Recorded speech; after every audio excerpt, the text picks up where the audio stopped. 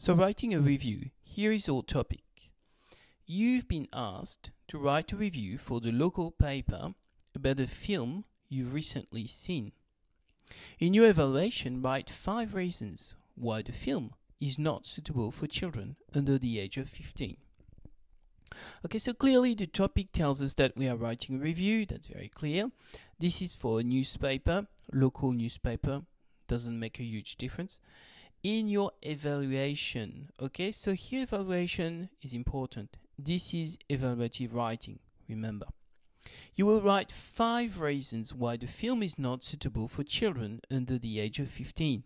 Now the topic says 5. You need to have at least 5. You can put 6 if you like, but it's not required, but no less than 5. So with this kind of text, in general, it's about films, books, plays, shows, or restaurants, for example. What you're going to do is a critique of what you've seen. So you're reporting of something that you've experienced in a critical fashion. Doesn't mean that it should be negative, but you're going to look at the positive and the negatives. So it is an evaluation. So you're evaluating, you're assessing, but at the same time you're informing. When you read a review in the paper, what you expect is to find out what the film is about and perhaps what the opinion of the person who saw the film is, but mostly what it is about, what you can expect. So it should be objective. You should allow the reader to make their own judgment as well. Now, because you're going to describe, you're going to use a lot of adjectives. The structure. So, in fact, it is very similar to an article. Why? Well, because usually it is in the newspaper. So what you're going to find the title, an introduction, a paragraph, conclusion, and it will be signed by the author of the critique, the review. Now, there's a lot of specific vocabulary for the critiques, whereas it's for the films or the books. So I think the best thing to do is probably for you to read some critiques in French, to have a better understanding of the kind of text that it is, and also to create your own list of vocabulary by reading these reviews. So as you can see, the format of the text, we've got the title, we've got the first paragraph, which serves as an introduction where I'm going to basically describe the movie in general. Then I've got the body of the text, which is made of 2 paragraphs. The first one where I'm going to give more information, facts about this movie, and the second one where I'm going to bring in the 5 critiques, where I'm going to explain the 5 reasons why I think it is not suitable for people under 15. And the last one is a sort of a conclusion, and that leads or sort of suggests my opinion as a writer, and then it is signed by the author. So let's look at the introduction. First of all, we've got the title. Between the quotation marks, we've got the actual title of the movie. So in this case, it is Carboy. Ou le western moderne. Ou le western moderne is something that I've added to make my own title and to basically suggest the idea that this movie is kind of a modern western.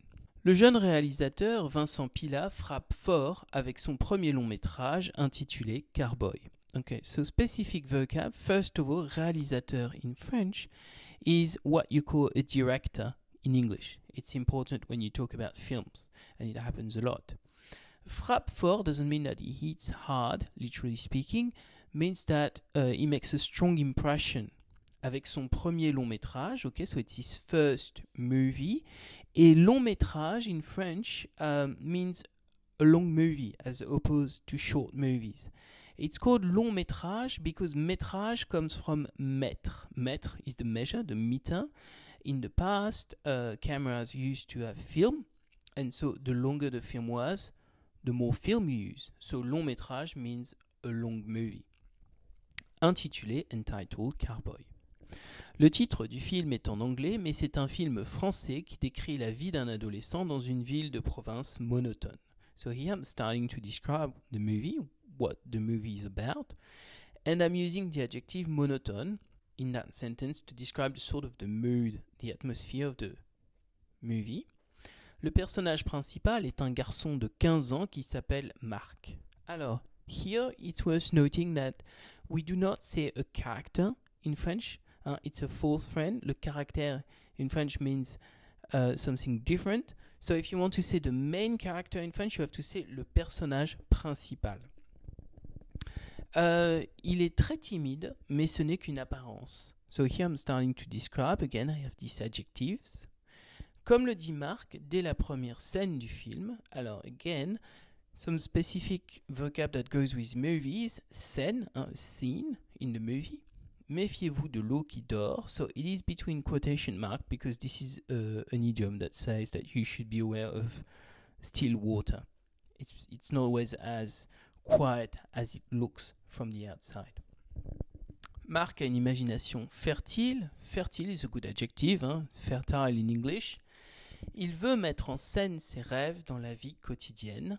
Les conséquences sur son entourage seront ravageuses. Okay. So here I've basically described what the movie is about and what to expect. Now in the body. My first paragraph in the body of the text is giving facts about this movie. Le film est captivant, le spectateur, so the audience, the spectator, est souvent surpris par les rebondissements et le jeu des acteurs est excellent. So I'm describing the movie. C'est sûrement ce qui explique le succès du film dans les salles. Alors, dans les salles, une salle is a room. In French, when we say dans les salles and we are talking about a movie, we mean at the cinemas. Une salle being a cinema, the room where it's actually shown, the movie is shown. Plus de 5000 entrées en seulement une semaine. So, 5,000 entries in just 1 week. When we talk about the audience of a movie, we describe it by the number of people that go to see it, and we talk about entries, entrées. Le film est déjà sélectionné dans plusieurs festivals. So here in that paragraph, I've given facts to describe, but the second paragraph starts with bien que. Bien que is a but. Bien que le film soit pour un large public, il n'y a pas de restriction d'âge, il est sans doute à déconseiller pour les moins de 15 ans. Alors, bien que is a but, that helps me using the subjunctive, oui, soit, pour un large public. So here I'm basically doing what the topic is asking me to do and saying, well, actually, it is not for people under 15. Now, the topic was not saying that it was not allowed for under 15s, but just that they should not go. That's what I'm doing by saying il est sans doute à déconseiller pour les moins de 15 ans. En effet, il y a pas mal de violence et des scènes pouvant heurter la sensibilité des plus jeunes. Il y a également de nombreuses références aux drogues. La morale des personnages est parfois choquante. En outre, il montre un univers angoissant dans lequel les hommes sont des instruments. Pour finir, la morale du film elle-même est ambiguë, voire perturbante pour un jeune public. So I've got my 5 reasons. Because I'm doing an enumeration, you can see that I'm using en effet, également, en outre, et pour finir. That helps structuring these 5 ideas together. Now this brings me to the conclusion.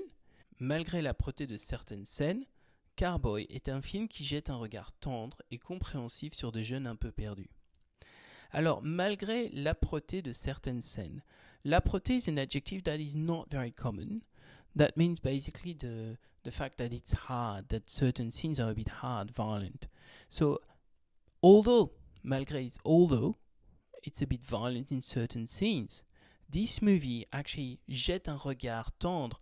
Jeter un regard means as a nice, is looking at these people with a sort of tenderness. Les personnages partagés entre le bien et le mal rappellent par moments les voleurs de chevaux des westerns. So here that's making a link and a reference to the title that I gave, this fact that this movie is a bit like a western. Carboy est un film iconoclaste qui vaut la peine d'être vu. Alors here I've deliberately chosen to finish with an adjective that is not common at all. And quite sophisticated. Iconoclast means that it does not belong to any genre. It's really hard to put it in a genre. Qui vaut la peine d'être vu, valoir la peine de, it means literally it's worth doing, d'accord? Donc qui vaut la peine d'être vu, it means that it's worth seeing. So in a way, here I'm kind of giving an opinion, saying to the reader, yeah, actually you should go and see it. It's actually not bad. With this kind of text, the best way to understand is probably to read a lot of reviews if you can.